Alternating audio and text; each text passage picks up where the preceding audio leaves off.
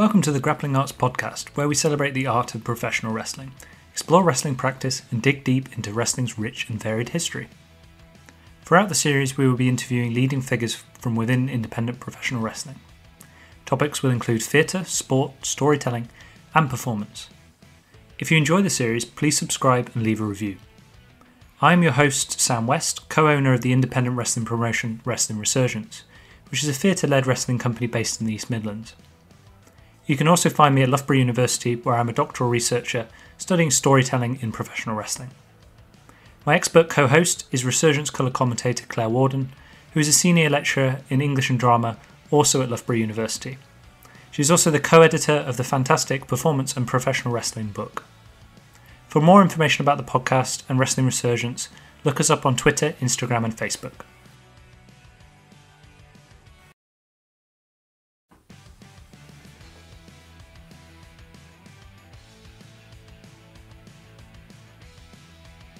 Welcome to episode 4 of the Grappling Arts podcast.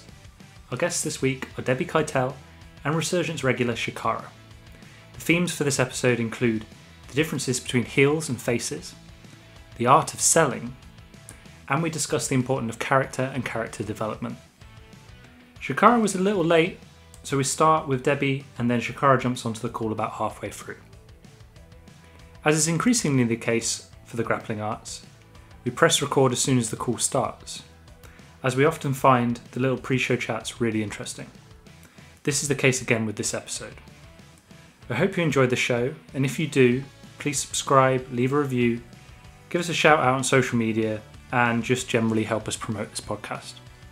I hope you enjoy the episode, and thank you for listening.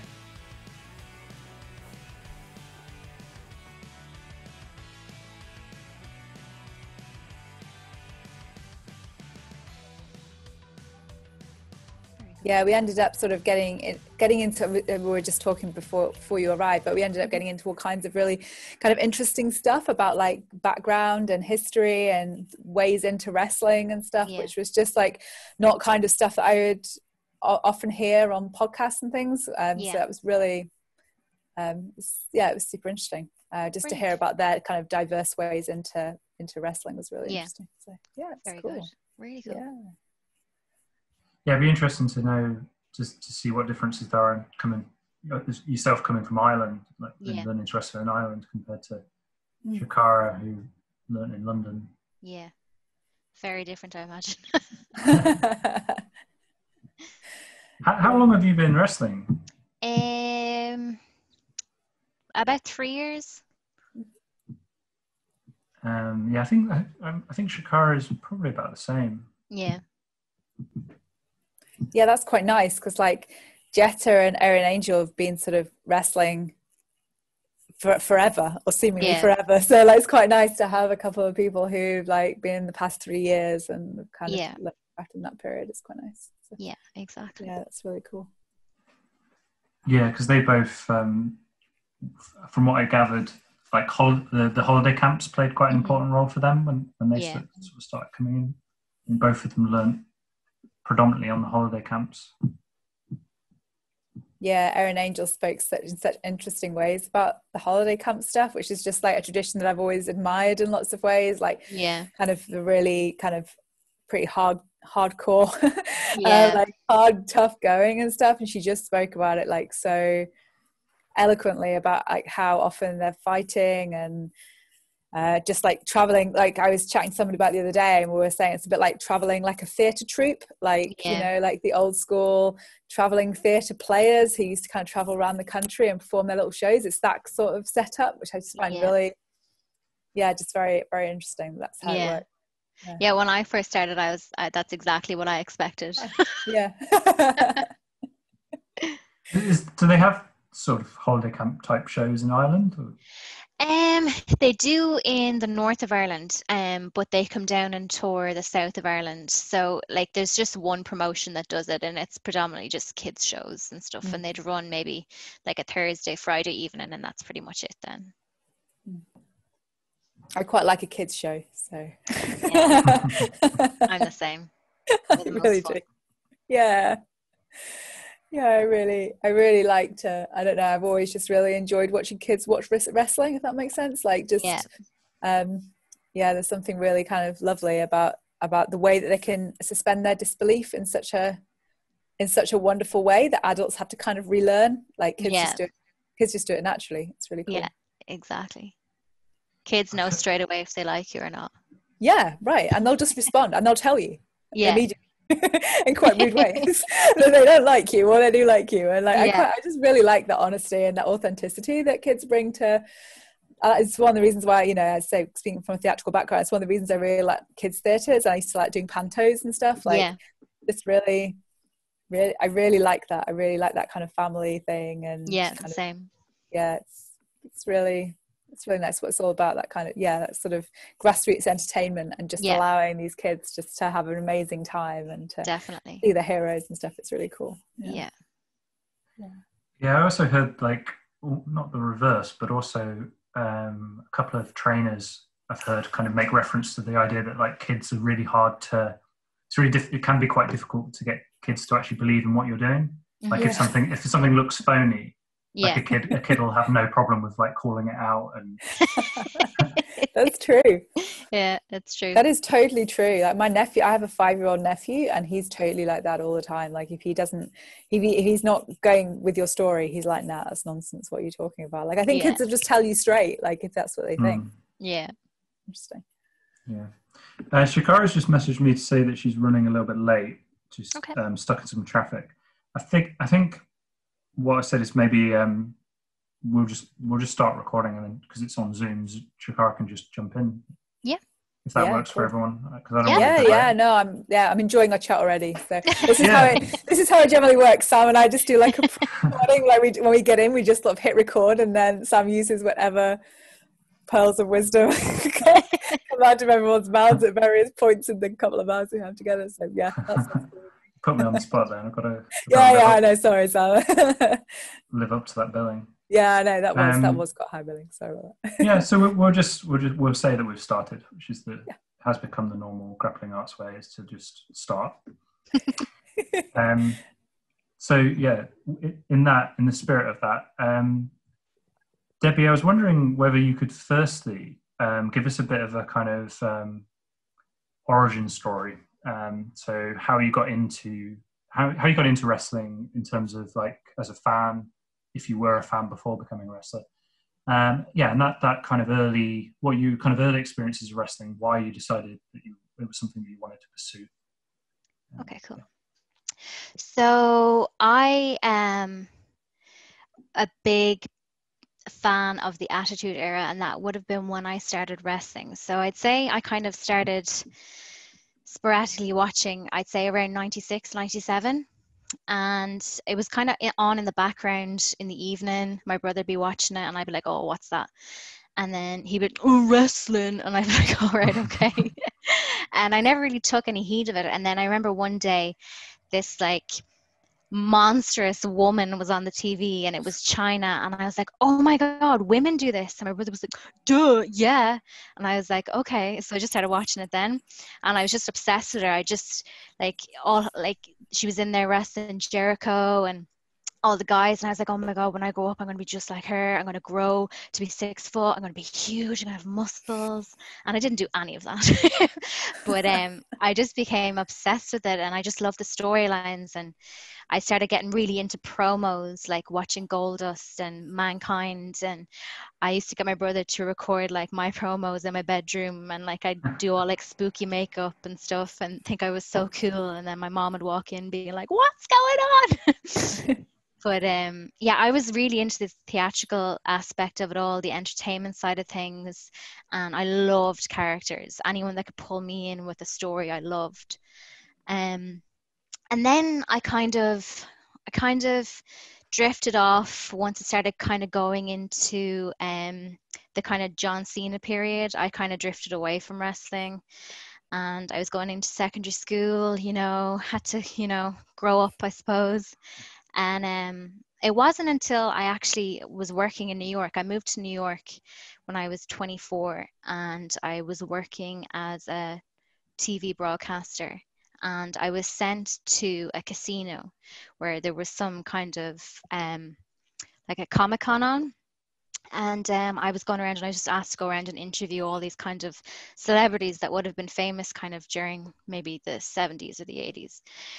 And I was just walking around and I interviewed a couple of people, and the next thing I just see Noelle Foley kind of roaming the hallway. And I was like, I recognized her. And I was like, there's no way. And then I looked at the poster and Mick Foley was advertised for Comic-Con.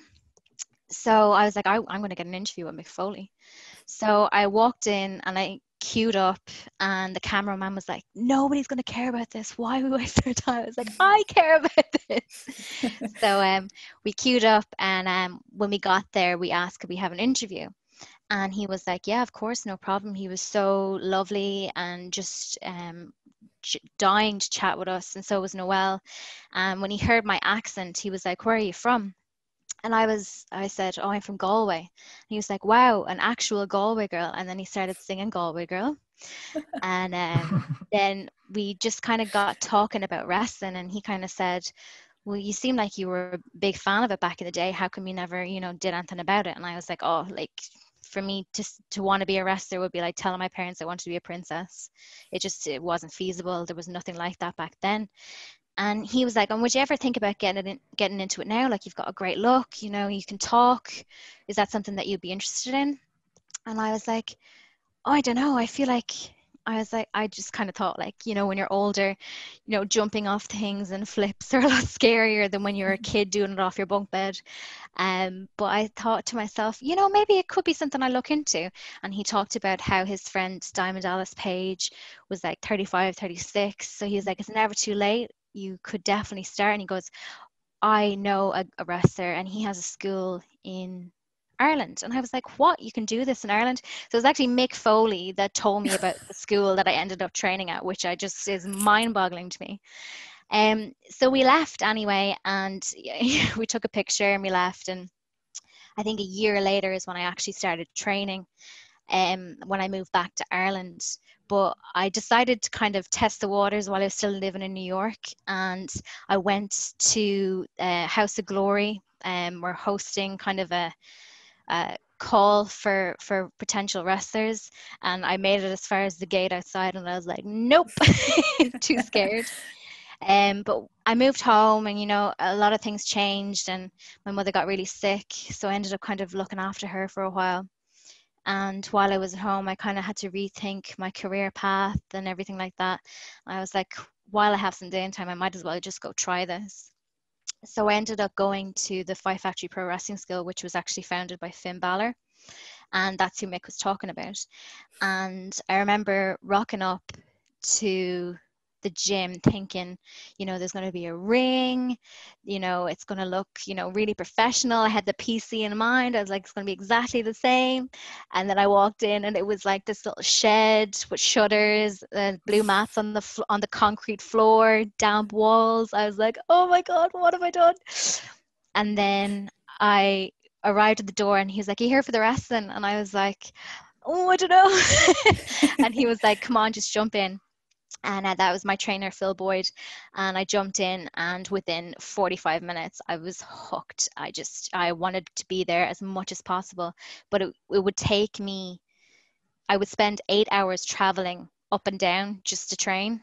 So like, it was really draining.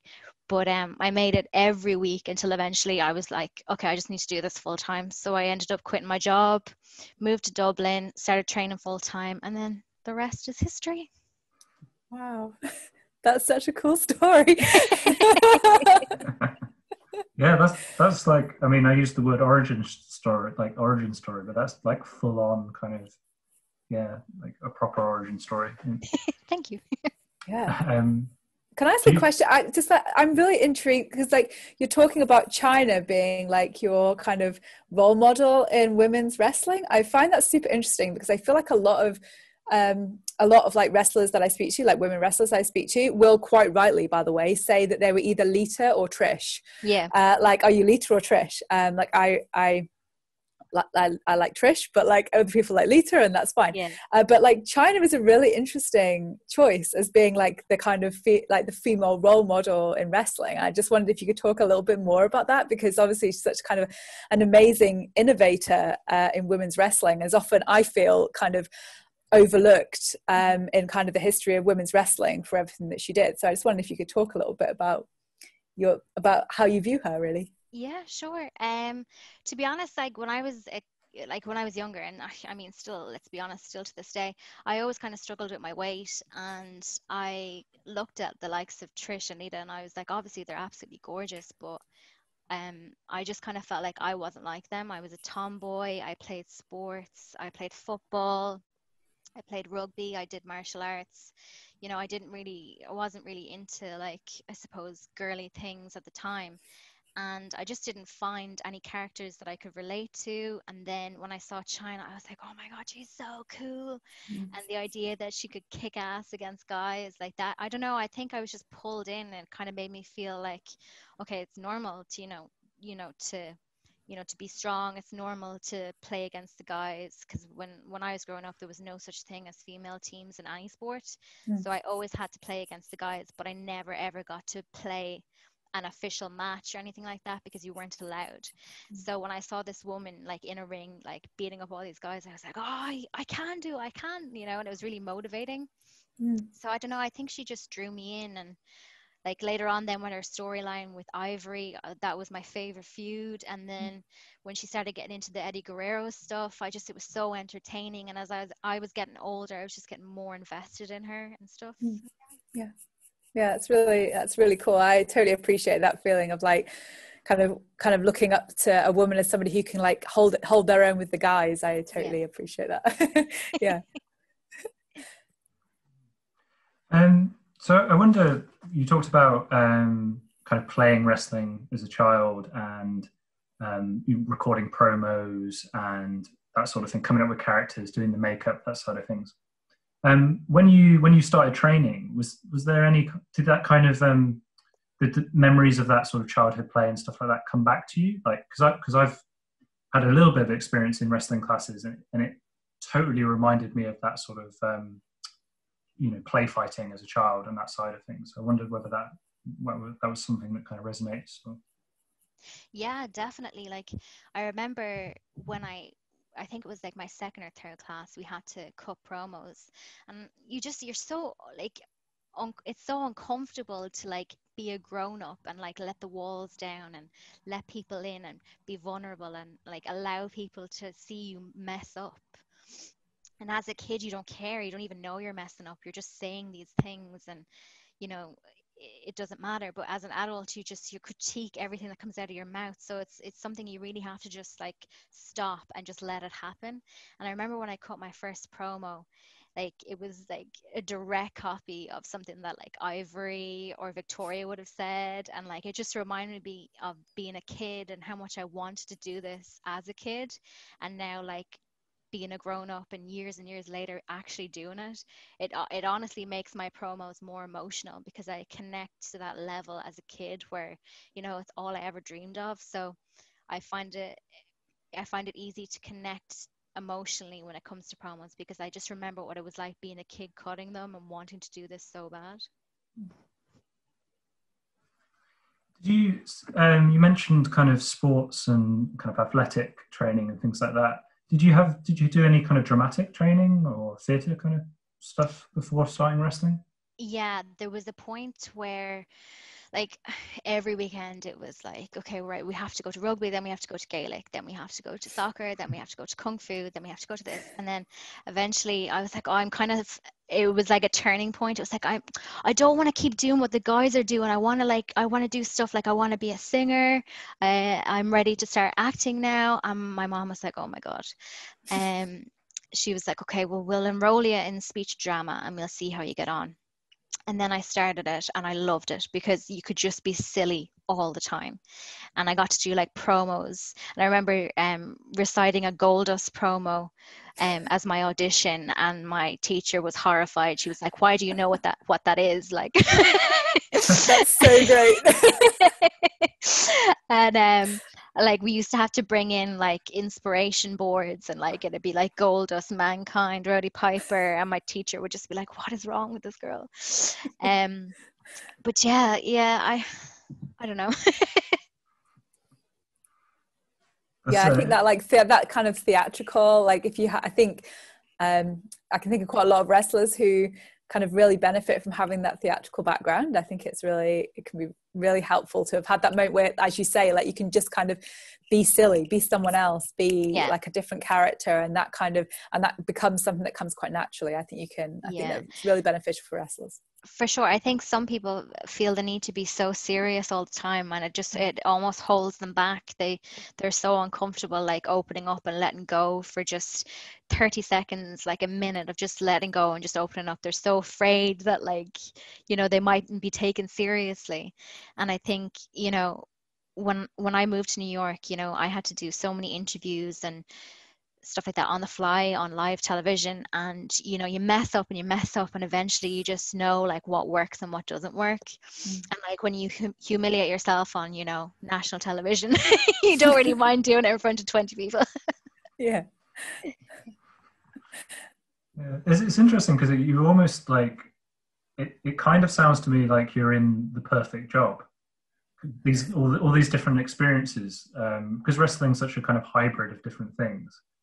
It just sounds like wrestling's got all of those little things that you've described, like this kind of sports elements, the martial arts, the dramatic work, the fandom as well, and your wrestling's got all of that in one thing.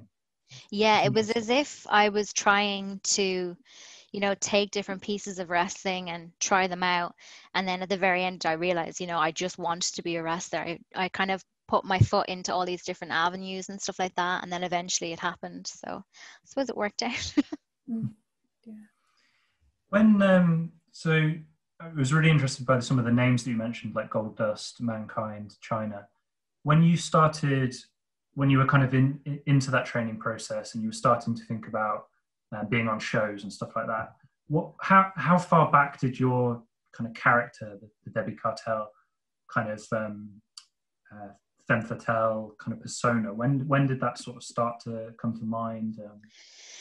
I think 2 years in, I was like, the jig is up. People like my first persona character was like a 90s kid. You know, everyone starts off wanting to be a rocker or a punk rocker, and everyone's like, don't do that. Everyone tries it, and no one can actually succeed doing that. No one cares about a girl from the 90s. I was like, I'll be different. And of course I wasn't, and I was like, the jig is up. I'm like almost 30 years old. I can't dance around like I'm a kid because I'm not. And my best asset is my voice and talking, and I cannot pretend to be younger than I am. So the gimmick just didn't work. And I absolutely love Quentin Tarantino movies, and I was watching Death Proof and like all these kind of female roles that were really empowering and strong, and I was like, I want to do something like that. And the character kind of just fell into place naturally. I just slowly started changing my look. I started like changing my promo style, my in-ring style. And then eventually I just found something that worked for me, that was believable and people cared about, as opposed to something that felt so forced. Yeah, so I'm glad you mentioned Tarantino. And just because so in terms of Resurgence, I remember you contacted us I think it was maybe like 6 or 7, well actually no, because I keep forgetting because of the pandemic, there's this whole chunk of time that's passed that is unaccounted for. I was like, yeah, it was like 6 months ago, and then I realized we've been in lockdown for 6 months. But you contacted us, I think it was something like 6 months before you actually debuted for Resurgence. And you sent us like a really impressive kind of package of different things, like match samples, promo photos, that sort of stuff. And I was kind of aware of your work, but hadn't actually seen anything, I don't think. I was kind of aware that you were at a certain standard, that you were on OTT regularly, that you were in Eve regularly. And I think the first match I watched was the match with Raven Creed, which is the one that I think Claire's watched as well. Yeah, I have. In preparation for this. And as soon as the entrance music played, which I'll come back to what the track is, because I couldn't remember what the name of the track was. As soon as it played, and you made your entrance, I was like, yeah, this is something we need to book for Resurgence. Oh, amazing. Yeah, totally. Just based on that, and I wonder what is the track? And it's actually from the movie Death Proof. There's a scene where one of the characters is dared to give a lap dance to stuntman Mike, and she does, and she plays this song, and it's called Down in Mexico by the Coasters. I remember hearing that, and I was like, that's so cool. I'd love to come out to that. And I was a baby face at the time, and I was like, oh, if I came out to that, no one would get it, no one would care. And then the minute I was like, no, I'm changing everything, I was like, that's the song I'm going to use. How important is making that kind of first impression, that first connection with the audience? It's so important, especially for someone that's so new, to try and connect, because there's people that have been around for years and people know their work. But when you're brand new, it's important to grab them, in my opinion, from the get-go.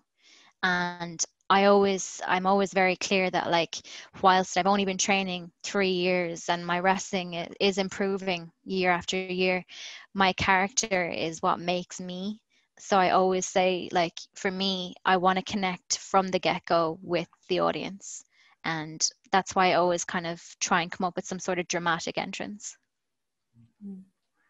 Claire, what were your thoughts on seeing that entrance?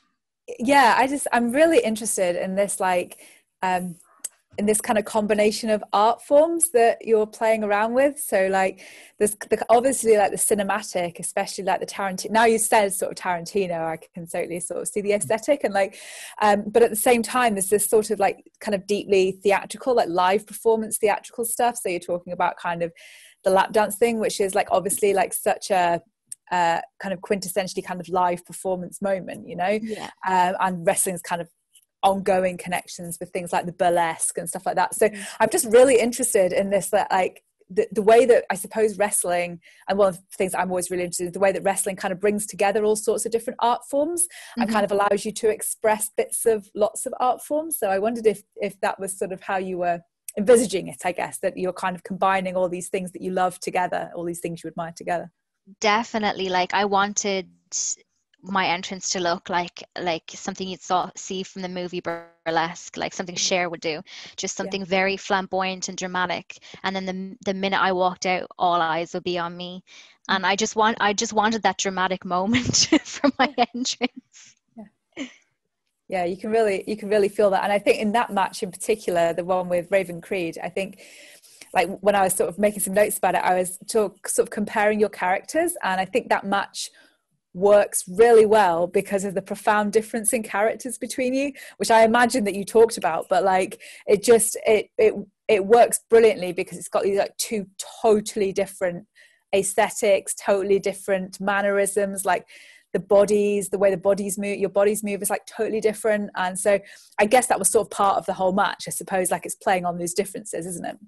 Definitely. Like, me and Raven, like, always laugh about this because we were so serious when we started out. Like, we both kind of she had been wrestling before me, but we both kind of came up together in OTT. We were feuding for, like, over a year, and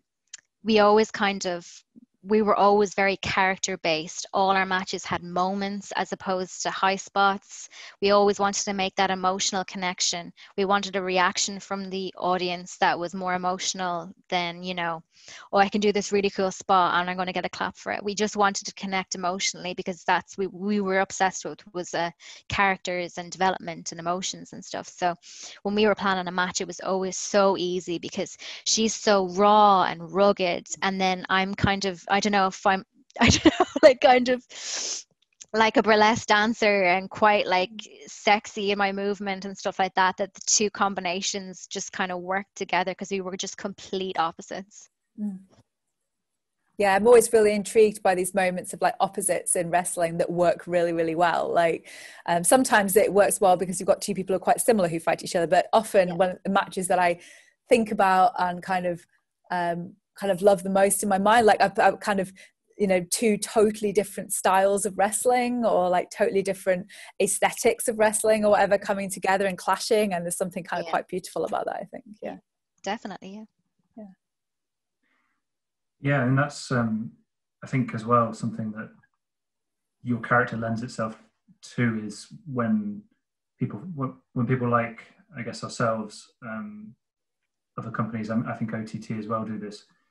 If you've got such a kind of defined character, aesthetic, style, then that just kind of that gives people that are running companies or people that are producing wrestling shows, it just gives them ideas, because it's like casting a movie, isn't it? To go back to the cinematic, like if you've got, well, there's this character Debbie Keitel, who's, you know, incredibly well defined and has this aesthetic and appearance style, and then you've got, well, we've got someone like Raven Creed on a roster, then you know it becomes really easy and pleasurable to start putting together wrestling shows when you know you've got strong characters that you can kind of work with and combine and things like that. Definitely. Like you said, it is like scripting a movie as opposed to a match, because you know exactly how we're going to pull the audience in, you know, the moments we're going to create. And like when you're working with a promoter that's invested in that side of things as well, is always great. Like Joe Cabret is really, really good when it comes storylines and working with characters. He knows how to kind of showcase that, and he was very open to us kind of relaying, you know, this is where I'm going with my character, and Raven was kind of, this is where I'm going.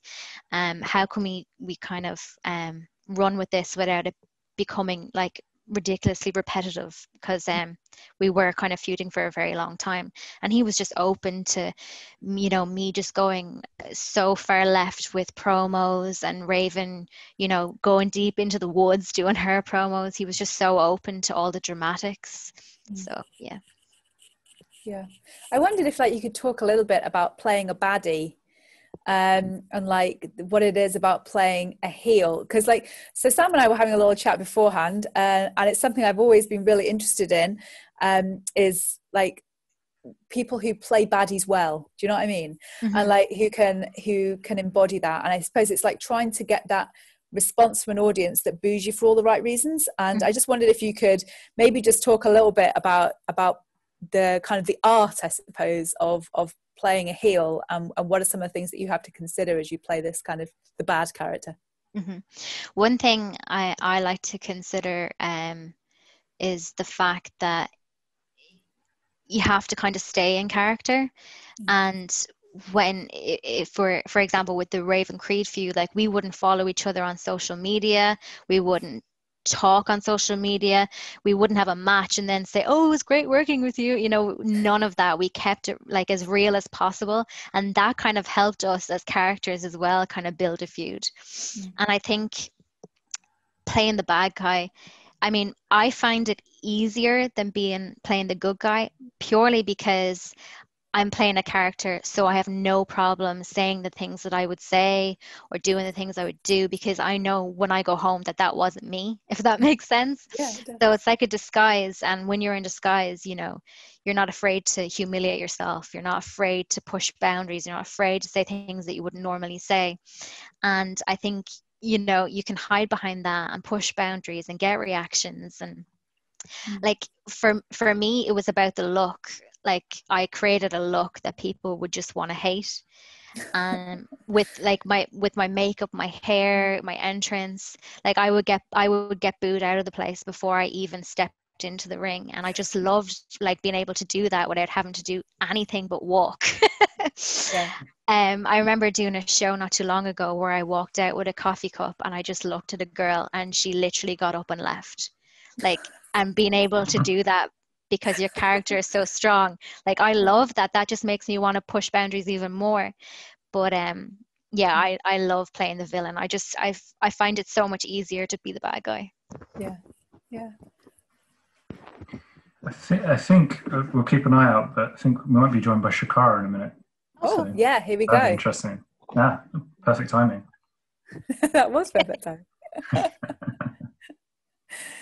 Hello? Connecting audio. You can carry on talking just in case it connects. Oh, there we go. Hello. Hi. Hi. Sorry this is like a Resurgence booking, isn't it? relate to everything, apparently. So it's the classic messenger conversation while running the show. Where are you? Oh, stuck in traffic. What did I even text? I was like, did it even make sense? So yeah. Oh, look, I'm 15 minutes away. Apparel's, mate. We've totally missed the Resurgence show, so this is just like reenacting it for us tonight. So that's nice. Yeah. So you're coming straight in live to the podcast, Chakara. So we are recording. That's perfect. 100%. You've come in at quite a good time without wanting to kind of drop you in the deep end. We were just talking about the what it's like to play a bad guy, like a heel, right, or the villain. And Debbie's just been describing that process, and obviously predominantly performs that role. And I know I'm interested in your role as a heel, because you were a heel in nearly all of the places I think that you worked until relatively recently. So I wondered if you could talk a little bit about your experience of being a heel, and then maybe how you became not a heel, and what that was like. So from training, I was always told, all right, you should be a heel. You should be a heel. You have that sort of demeanor about you. You should be a heel. I was like, okay. And then I always, at the beginning when I started training, I always wanted to be a face. I always wanted to be the good guy. And sort of like John Cena, you know, but like definitely not, obviously. But in that sense, it was like when I started doing like in-ring training and doing like, you know, practice matches, and I started getting into the character and taking inspiration from other like wrestlers that I watch, you know, like the bad guys and stuff. Like I really got into my own element with it. And I felt confident. I felt confident in being something I wasn't. In that sense, like me as a person, I hopefully this is true, but I'm not a horrible person in that sense. So like to have that moment, or have that 20 minutes in the ring where like I could be the bad guy and just be whoever I want and get away with it, was always so fun to me. But then turning face was a big deal for me, because it was a chance to show people my other side, because everyone in the UK who's come to watch my shows or who've come to see me, they know me as the bad guy. I've always been the bad guy, you know, I've always been the bad guy. So like when I had that change, when obviously when me and Candy Floss, we had that breakup, it was quite a turning point for me. And then obviously having an opportunity to face, you know, like people like Mills and Doris, stuff like that, and establish myself as the good guy. It really helped boost my confidence, because I wasn't confident in being the good guy anymore, because I never knew how to do it. I literally learned on the spot. For instance, like with Riptide, and when I did my face change with Big Swole, that was a big thing for me, because I wasn't confident on the first night. I wasn't at all. Because I didn't know how people would react to me. I was hearing things about how people, I can't wait to cheer me and but I didn't see that for myself. So when that did happen and people started noticing me as a good guy now, it really did boost my confidence. And I like to think I'm still confident as a heel, but I'm now even more confident as the good guy, let's say. Debbie, as someone who I think still predominantly plays the heel, I know that you've kind of started working in a little bit more kind of comedy into stuff that you've done, like some of the Eve stuff, and then even with us when you debuted, you did the kind of coffee spot with Spike, which went down really well. So the kind of comedy element. Do you think that's maybe the start of where you might start to see Debbie becoming more of a heel, more of a face kind of character? Yeah, I definitely think so. I think the turning point was when Woe Queens did Wrestle Queendom, and Dan Reed announced, okay, so these guys are the heels, these are guys are the faces, and Woe Queens, leave them alone, don't tell them to do anything, they are just the Woe Queens. It's like, okay, this is the turning point. Yeah, I do. I love to make people laugh, and I feel comfortable in this kind of new comedy space that I'm in. It's more entertaining for me as well, and it's just something that I'm exploring, and I'm just enjoying the process at the moment. I wonder, because Chakara, you've entered in at this point, if you could, we've kind of done a bit of background to Debbie and her roots and ways into wrestling, her kind of origin story. was wondering if you could just share a little bit about how you got into wrestling, your kind of earliest sort of inspirations and that side of things.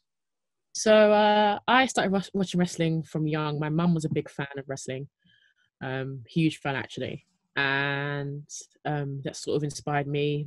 Me and mum used to watch WrestleMania every year at home on the TV, and that was before I really knew what wrestling was. But I was so entertained by the entertainment side of it. That makes sense. So just like you know how big of a deal WrestleMania is. So just that occasion happening, I didn't really know what the hell was going on. But like then once I got older and older and I watched it more and more and more, then I realized like, oh my god, this is quite cool. I told my mum when I was like 11, 12, when I started getting to know what wrestling was about. I said to her, I want to be a wrestler. I want to do what they do. Because like I didn't take my inspiration from what I watched WrestleMania. What I did was take it on my own accord to research it. So and then I came across TNA. And then TNA was what inspired me to become who I am today. So like my biggest inspirations are the people. So Velvet Sky and Angela Love. They were the two people that I loved. I loved them so much. I thought they were hot. I thought they were good. I thought they were pretty, and they were killing the game. They were doing something that I've never seen any girl do before, and that really inspired me. And a lot of the back in the day of TNA, like a lot of the storylines they did was so enticing. Like I loved Sting. Like Sting. Like if you're gonna ask me like who do I remember first, my first sort of like memory of wrestling in the sense of like what inspired me, it was Sting. And what inspired me was his role as playing the Joker at the time in TNA. So he was like this crazy dude, and he was interpreting and mimicking the Joker, like the actual character. And I thought, how did this guy come from A to B? Like, how did he do it? And he did it so well, and he played it so well, and it really inspired me. And to this day, it still sticks in my mind about how he just became this evil, enticing character effortlessly. And that's what sort of inspired me to become a wrestler as well. And then from there, I just took that, and then as soon as 10, 15, it was literally just like an obsession up until I turned 15, and then started training, and then from then on, I'm here. So that's sort of my sort of background into how I got into wrestling, what inspired me.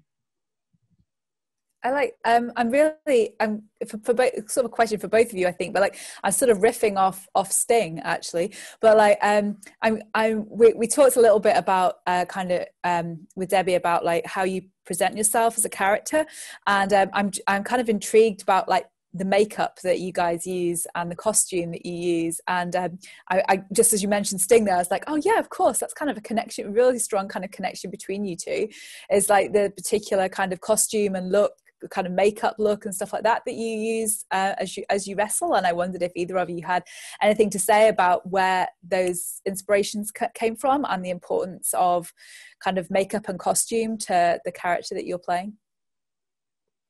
It's for either. Sorry, I should actually direct that to somebody, shouldn't I? Debbie, see if you want to go first. Sorry, I didn't do a very good lead-in job there. For me, the look is based off femme fatale, kind of 1950s Hollywood glamour, and I just thought the makeup I chose was very important for the character that I wanted to play.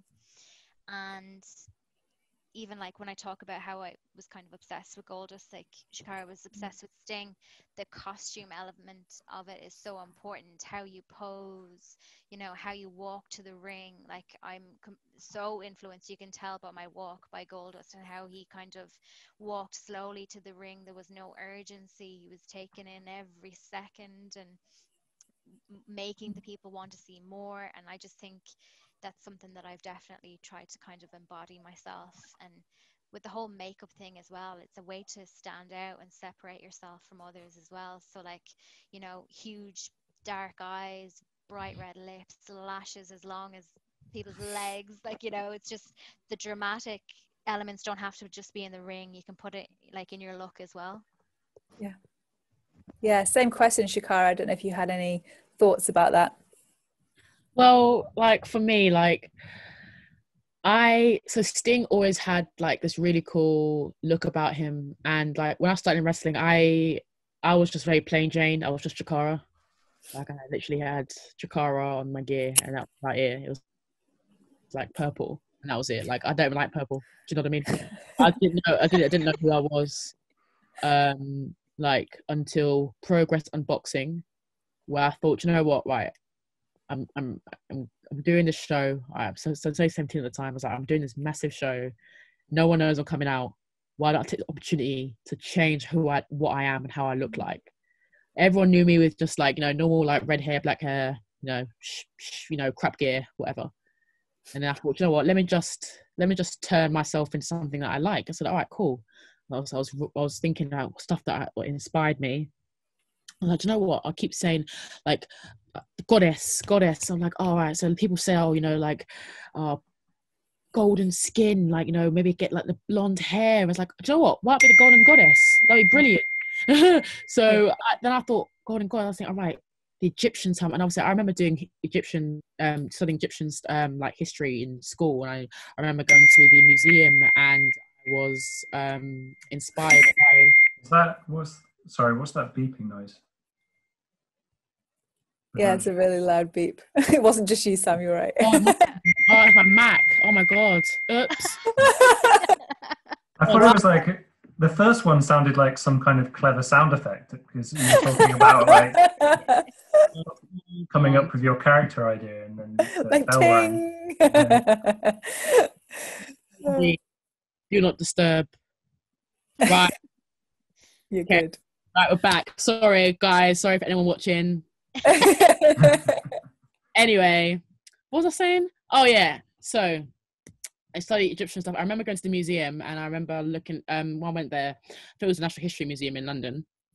And then there was this thing about Tutankhamun, so I remember all that stuff about all the goddesses, stuff like that. I was like, you know what, why don't I just use this and take inspiration, while with respect, take inspiration and go ahead with it and use that inspiration and apply it to what I love, which is wrestling. And so obviously I pay respect with it. I had the Eye of Horus on my gear, different Egyptian symbols. I just took it and I took a spin on it. And that's why I'm the Golden Goddess today, just because I learned it in school. You know what I mean? I want something different, and that's what really popped to me, really. Yeah, it's cool. Chakara, I wonder if so like your match with Big Swole that we watched, what was it like when the crowd turned with you? Like, how much is, because obviously in the second match you had an objective, right? So Riptide have told you that they want to turn you into a babyface. So the goal of the match is to go from that heel character that the fans know to being a babyface at the end of it. How much do you plan for something like that, and how much is it sort of just left to chance in a way? Like, what did you and Swole, what was that conversation backstage before the match?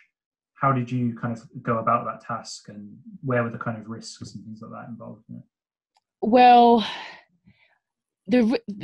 what was hard was a few things that I didn't know her personally. I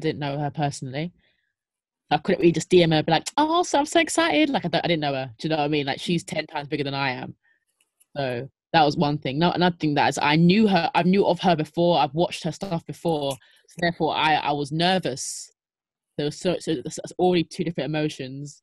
And then it was literally like, I was guessing stuff like, okay, I'm watching her YouTube stuff. And I'm thinking, all right, that could work. Hoping that's still her moveset. Like, it could have been completely different at this point. And in that sense, I was just really just hoping, that she'd be nice. And I was like, I've got so much anxiety. So just like meeting someone new, especially someone that's, big and successful. Like, I'm thinking, oh my God, like, why is she even wrestling me? Like, I'm a nerd. And but when we met, it was amazing. She was so nice. She knew I was nervous, so she really did take her time with me, and she really put an effort, because I really cared that night. Like, I really cared, like that in a sense. Well, in what I mean by that is, in like, this match is the make or break of me, like, in a sense where I'm gonna turn face, where I've been heel for nearly 2 years. and they've got to believe it. And if they don't believe it, then I've not done a good job, and that's going to be on me at the end of the day, because everyone knows that Big Swole can work. Everyone knows that Big Swole's good. So I've got to prove myself, and if I don't do that, I'm going to embarrass myself. And that was, and it may not have been that deep, really, but in my head, it was deep in that sense, you know. And but Swole really taught me to slow down, and she taught me how to just be in the moment. And like that's why I cried on the second night, because I was in the moment. And I was emotional because I thought two things: thank God that's done, and secondly, oh right, you know what, I did all right, because Swole said in the ring, like, you did good, kid. I was like, did I? She's like, yeah. I was like, cool, then. But yeah, it was really good responses online. I think it really really pushed me to be the next level. And I think those few months was really good for me, because I was on a roll. I felt like I had like Connor Mills that really boosted me, and I obviously had Elijah that boosted me. Then I had Big Swole, and then I had DeReese, and then stuff like that. It was everything was just big matches happening all at the same time, and I had no choice but to go hard in that sense. So yeah. Debbie, I wonder, so one of the things that meant that match that Chakara just described worked so well was her relationship to the Riptide fans and Riptide as a company. Is that something that you can kind of relate to in terms of OTT?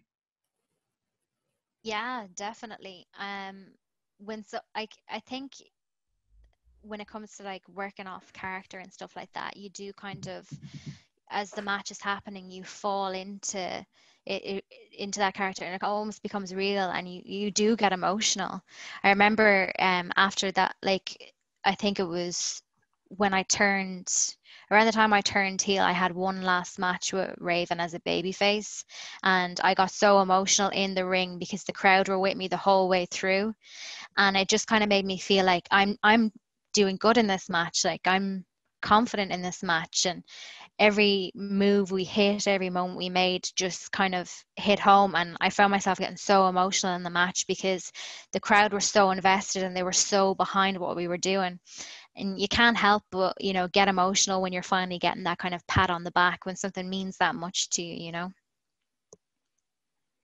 Yeah, I'm always really interested in this kind of when you really see emotion in a wrestling ring, because I think if you know, for those folks who don't really get wrestling, or who kind of have that kind of quote unquote kind of oh, it's fake thing, like they can't quite get it. But like when you see real, like for me, there's the moments that really stayed with me in wrestling, of moments where I've seen like real emotion, like someone's retirement or someone winning a belt and it meaning the absolute world to them. Like is this like there really is like true emotion in wrestling, isn't there? Like it's really it's quite powerful. It's a very powerful form actually, and kind of really does create emotion for audiences and for the wrestlers themselves. And they're really kind of, those are some of the moments that stand out the most to me, I think, in wrestling.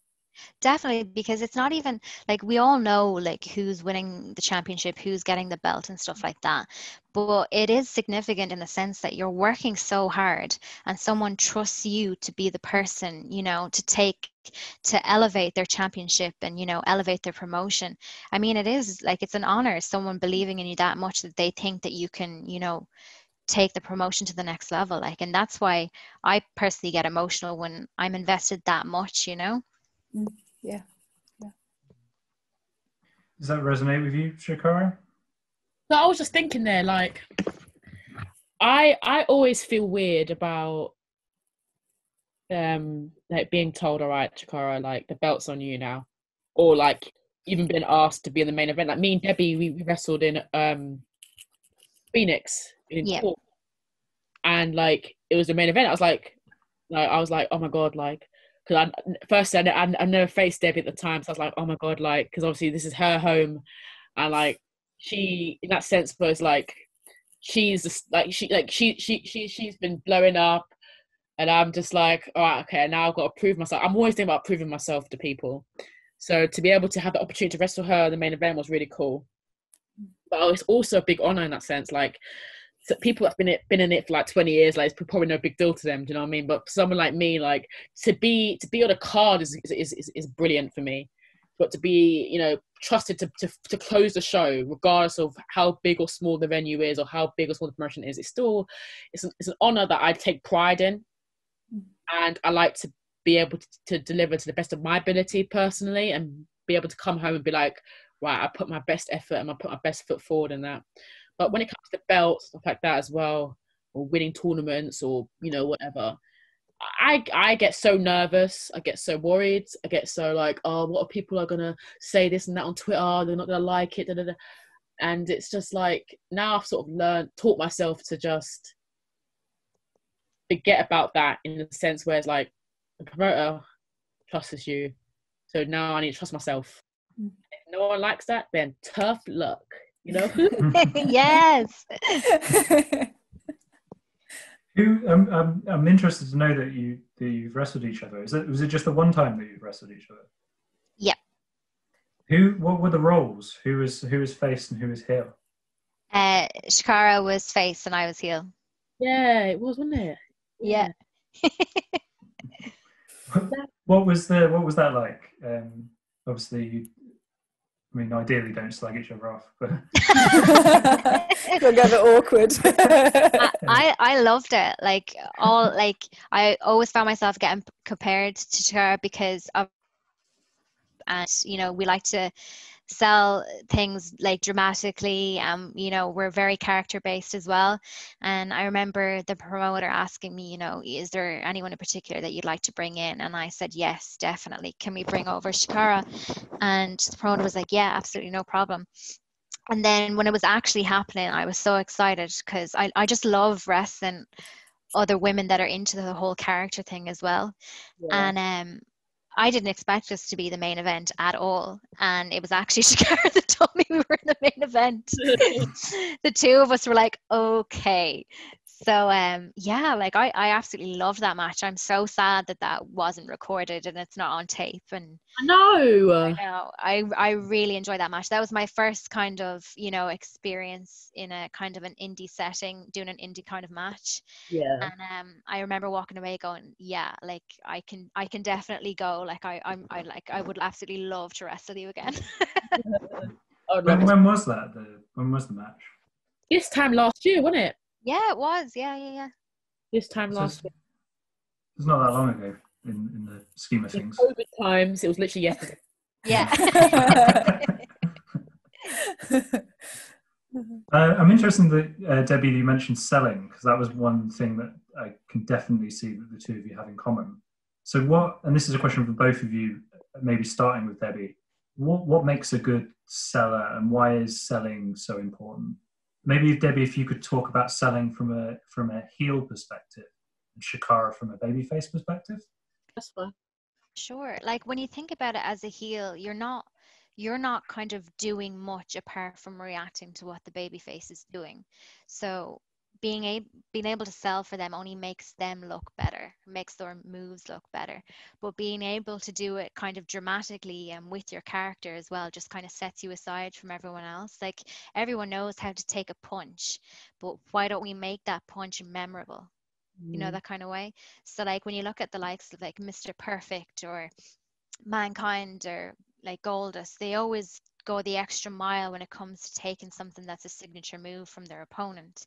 So instead of just kind of, you know, hiding behind your arms or like just doing a generic sell, why not make a moment and make something out of it, you know, something that's, I suppose, giftable. We're in that kind of world now where everything is gift and recorded and stuff. So I don't know, I think it just makes things better being able to create a moment out of, you know, something could have been as so small as like a forearm or a kick or something like that, but how you sell it makes it like, oh my god, that actually really hurt.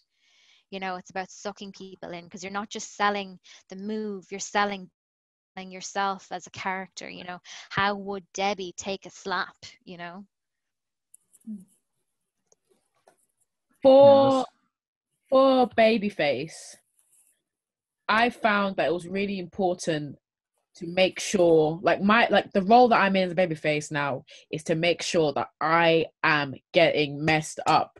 and that I look like that, so that when it comes to the time when I'm ready to fight back and I'm ready to pop off, they believe it. They're like, oh my god, they're getting enticed. They're getting like, is she gonna get back up? Is she really gonna do it? And as long as the heel really digs in and, you know, gets the people feeling sorry for me, my reactions, my selling, my facials will be able to sell that and carry that forward. Like, as all it takes is for one kid to see me in the crowd and my face is broken, I'm nearly in tears. You know what I mean? In that, like, in obviously in a more of a dramatic sense, but once that kid sees that, and then that kid looks at their dad, and their dad looks at me, and then they looks at his wife, and then his wife looks at me, then everyone's thinking, oh my god, is she even gonna get back up? And then when that crowd, you know, is now trying to get behind me and doing the claps, and I can feel it happening, that's the time it's ready to go. Then as soon as I come back up and it's my comeback now, the payoff is there. The payoff happens because now they're cheering for me, in a sense where it's like, yes, they're finally getting on top of the bad guy. And also it's another cheer because she did it, because the bad guy really beat me up. So they're very surprised in that sense, in a more realistic term. But yeah, that's how I see it. Don't know if it made sense. Yeah. Like, yeah. I talked rubbish, but I think I made sense. Yeah. It was almost like a babyface comeback just in your description. Yeah. I could see it. I was there. I was in the audience. I'm trying to have you guys in my brain. Like, do you know what I mean? That's how I talk. Like, I'm thinking The Rock and Steve Austin. That's how I see it. But in like Leicester. That's all the best quotes I've ever heard. Brilliant. I'm interested in that, actually, because it kind of brought to mind something that Debbie said very early on, and I'm wondering, this is kind of a question for both of you, how much do you kind of think about a match before it's going to happen, like, and how do you think about it?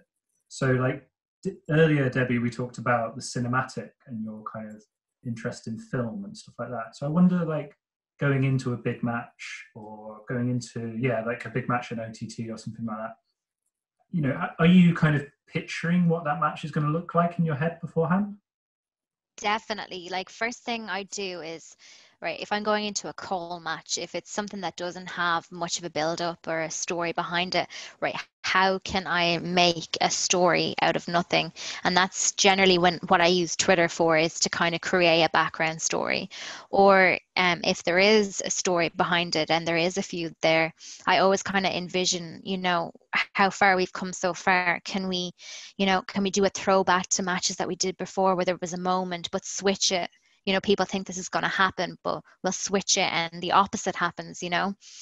I always kind of think, you know, what would the audience be waiting for? What are the audience expecting to happen? And then try and do the complete opposite. Chakara, same question.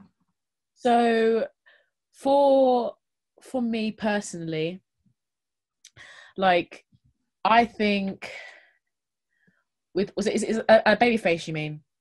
Either, just that, yeah. How do you kind of start thinking about matches, and do you envision the match? Like, do you kind of watch it as if you were watching a film in your head before? There's different processes in my head, hence why I asked, because, like, as a heel, well, more before I started becoming a babyface, I was just starting out as a heel.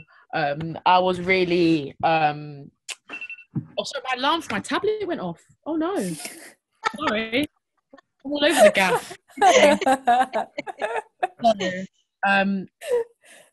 So I don't think I got a rule, right, that I don't think about matches until 2 days before. So it's always I've got 2 days grace period where then I just start digging into deep. So depending on who I face, like when I faced Debbie, like, I was doing all of the research. Like, I stalked you. I tried to look at, and that's in a non-weird way, but I was just looking at all our matches, trying to be familiar, trying to become prepared. I like to become prepared. I love being prepared. I hate not being prepared. And, like, because I don't know, I just feel like if I don't know what I'm doing, I'm like, oh, well, I don't know, mate. It just seems really, like, I don't know, I just feel weird about it. So I come prepared. And then I always think about, all right, so if we, I might think of a spot that we could do, and I might like suggest to whoever, and I'd be like, how about this? But this is how I see it to happen. And they're like, oh my God, yeah. And like, they get really excited about it. And I like to come in with that sort of notion. And yeah, I just like to come in with a few ideas, and with the ideas that it comes the thinking of how the crowd will react to it. And I have more time, because when you're there on the day of the show and you're trying to prepare everything on the day of the show, I get too nervous. I can't do it, like because I don't have time to think about the reactions of people. Like, because like let's say a spot might work, but would it work in the context of whether the crowd would react to it that well? I think my matches on a third party basis. I think, would I enjoy it? Would I like it? Would that make sense in my head if I was a fan? And then I go from there. So that's how I think, fan based. It's all about the fans in their day. They're paying for it to watch, so I've got to better think like them too. But they won't come back. That's such a kind of theatrical way of looking at it as well. Like that you actually start with your audience as opposed to necessarily with the performance. Yeah, I love as a performance. Like you think more about like, well, you can kind of manage to get that kind of external eye. That's a really theatrical way of doing it. Like if you're in rehearsal, like for a theatre show or something, you're constantly thinking about where you should be anyways, constantly think about where your audience is and what they're going to be seeing, and sight lines and all these sorts of things that I feel like wrestlers think a lot about as well. Like just as you're talking, I'm like, this is exactly how we would work in the studio if I was creating a piece of theatre, exactly the same way. Like what is the audience going to be feeling? What do I want my audience to be feeling at this moment? How are they going to respond? It's kind of so interesting to me, that the crossover there. It's like, I love a good exchange, as Debbie might know. I love a good exchange. I've known from my exchange. I love it. I'm just like, literally, I am a sucker for them. So like, but there's no point me doing exchange in like, like headbutts and super kicks and there's no point me doing all that on a kids show, because they ain't gonna get it. They won't understand. But if I go in, but like, if I didn't think about my audience and thought, you know what, I'm just gonna go full indie. I'm just gonna do all super kicks, power bomb for the top rope. I'm gonna do 10 dives. I can't dive, but I'm gonna do 10 dives. Right? But it's a kids show, and I've got 10 minutes. Then what I'm doing now is I'm now being selfish, because instead of doing what I like to do, I'm not thinking about the people that are paying money to come and see me, and I'm not, and therefore I'm not. What's the word? I'm not. For my audience, so I'm not design, not what's the word, guys? I've got 3 people here, no one's helping me. Well, it's about generosity, isn't it? It's about about having like a generosity of spirit, like that you perform in a generous way, I guess. That's not the word. Give us a clue. So let's say I do indie spots on a kids show, which it's too. So let me say, okay, I do a very complicated match on a kids show. That's selfish, because I'm not targeting my audience. There we go. There you go. Target. Yeah. There we go, guys. Thanks for the help. Yeah. Anytime. Know your market. Know your audience. Know your audience. That's exactly what I meant as well. Yeah. Exactly what I meant. Thanks, guys. And we're getting towards towards the end, actually.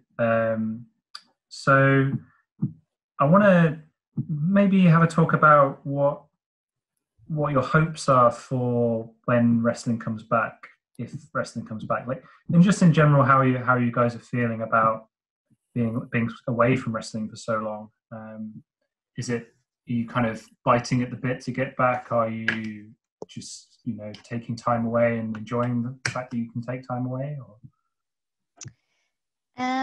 I think at first, because I was kind of on a bit of a roll. Like my last match was actually working with you guys at Resurgence, and I saw my calendar for the rest of the year, and when I realized that wasn't going to happen, like obviously hit kind of a low, but you have to find the positives in everything. You have to find the silver lining, because otherwise you're just in a dark place, and it's just not healthy.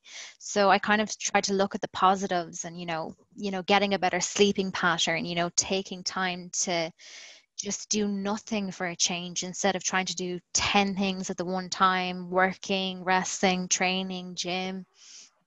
And the first couple of months were really hard because I was so used to being like an Energizer bunny, just kind of going from one place to the other, and then being told that like you cannot do anything, you cannot leave your house for 3 months.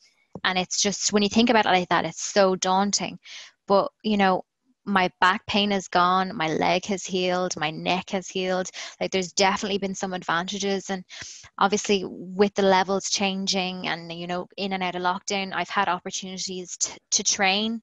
And like, when you think you're going back, you're like, oh my God, the first pump is going to be so hard. And you get in and you're like bumping and you love it. And like, things just feel better, things are smoother, and it's because you took that time to rest.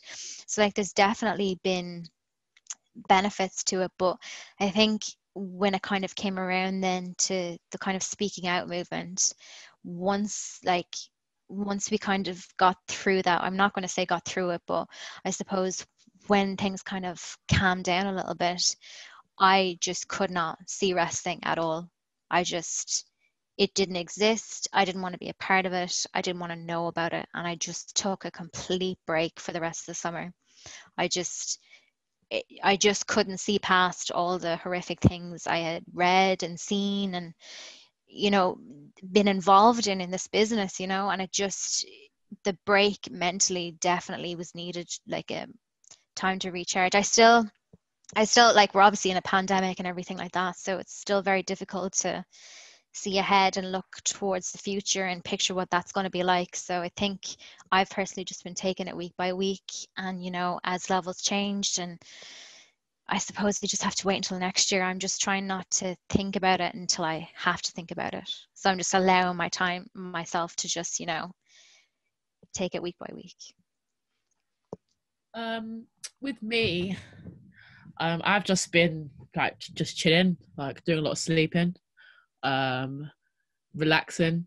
That's all I've been doing, to be honest, and just like thinking about just being positive, you know, like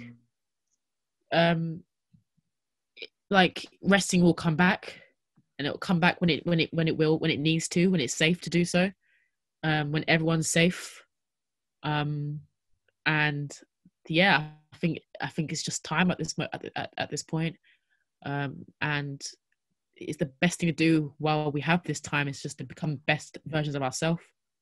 So when we do come back, we are, you know, better than we were when pre-lockdown.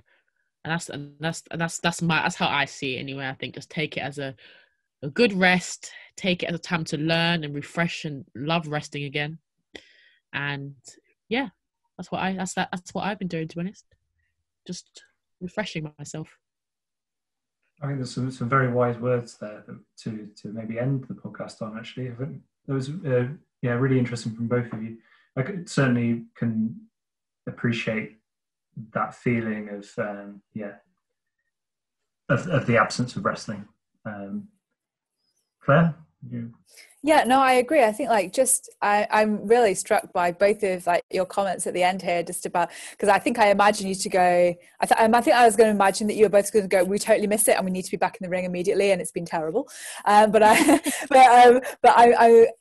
think like it's super wise to think, actually, like just like taking your final point there, Chakara, about like coming back and being better versions of ourselves. Like, you know, I've been kind of thinking over this whole lockdown period about, like, you know, that old adage about like, what does a farmer do when it rains? And like, he sharpens his tools. Like, this is the rainy period, and like, what are you doing to kind of sharpen the tools? And I think that for both of you, it seems to me that like you're doing a great job of like kind of keep like sharpening those tools, so that when you come back, it'll be even better, and we'll look forward to we just look forward to wrestling and being even better into the future.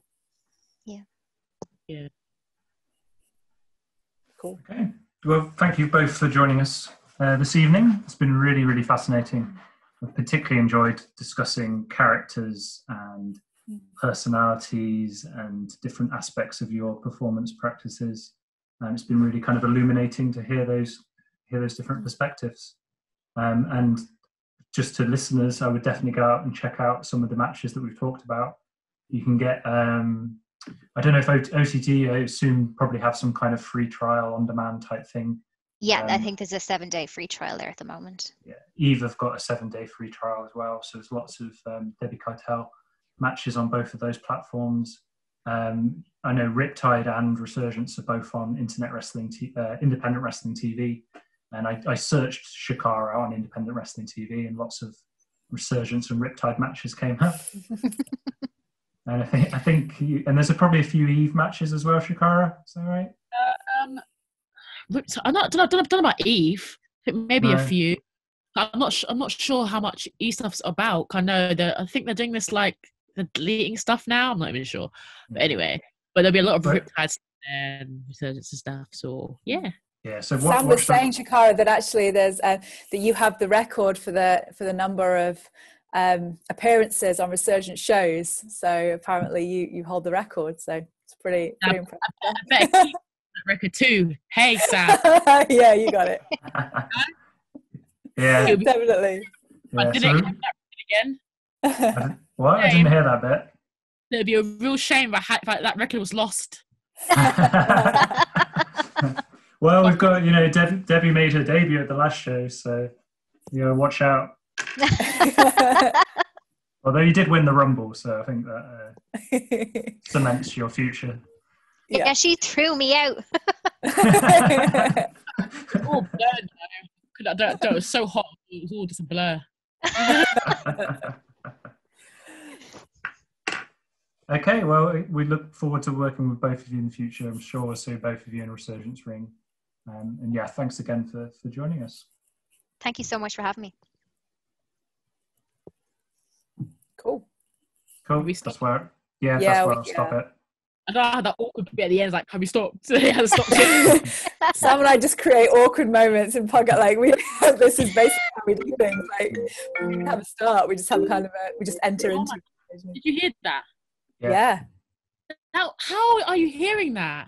Sorry, guys. I put it on D&D, so I'm obviously so popular, but not really. But, sorry, guys. This will probably be the point that I edit it, and we'll finish on this bit. Put in the clips the bit that didn't get the stuff that you didn't hear, and then you hear all that stuff. But yeah, thanks again, guys. That was really interesting. Yeah, it was really cool. That. Thanks so much. No problem at all. Thank you so much. Yeah, good to chat to you both. Yeah, take care. Take care. All right. Have a good night. See you later. Bye. We're down it. Sorry, I'm leaving.